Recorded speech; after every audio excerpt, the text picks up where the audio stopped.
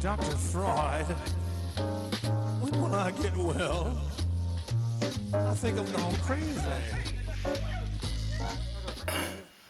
Well, since the COVID-19 virus is, keeping everybody socially, safe and in the house and distant from one another, I am thinking of changing the way I speak, So I'm going to be moving my vowels. Moving my vowels.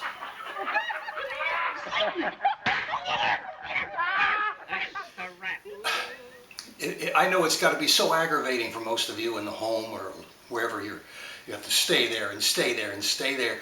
And my wife, she's getting very nervous and very upset with me. She's starting to call me laxative because I irritate the shit out of her.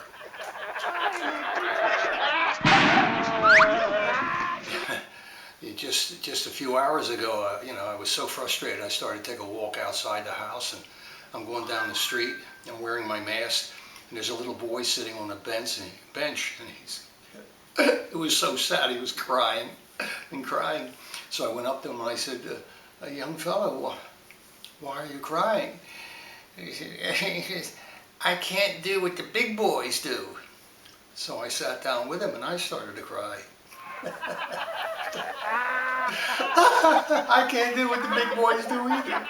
It's so sad. I don't mean to be politically incorrect or even be offensive towards certain people.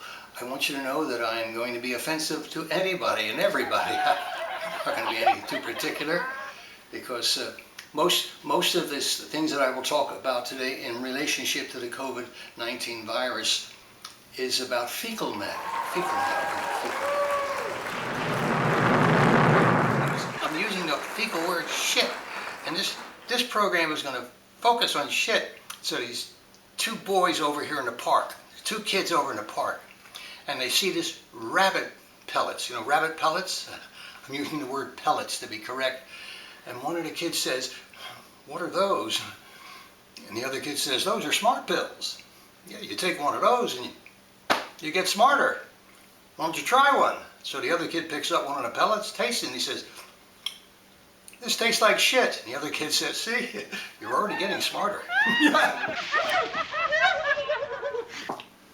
Trump was touring the countryside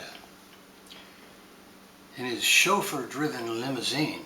Do you get this now? He's touring the countryside in his chauffeur-driven limousine. Suddenly, a donkey jumps out into the middle of the road, and the car hits it full-on tilt boogie, and the car comes to a stop. Comes to a stop. You got to picture this. Trump says to the chauffeur, You were driving. Why don't you get out and check and see what's going on?" So he gets out, he checks, comes back and reports the animal is dead. Yes, the animal is dead. And Trump says, "You were the one that was driving. You got to go to the farmer and you got to tell the farmer what's going on." So now, a couple hours later, the chauffeur comes back. He's drunk, out of his mind. He's plastered. His hair is all messed up. He's got this big grin on his face. Trump says, "My God, man, what happened to you? What happened to you?" And the chauffeur replies, "Well, when I got there, the farmer opens this fantastic bottle of whiskey. His wife gives me a great, fantastic meal, and I went upstairs and made love with his daughter." "What on earth did you say to that farmer?"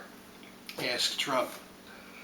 "Well, I knocked on the door, and when they answered, I said, 'I'm Trump's chauffeur, and I just killed the jackass.'" Yeah.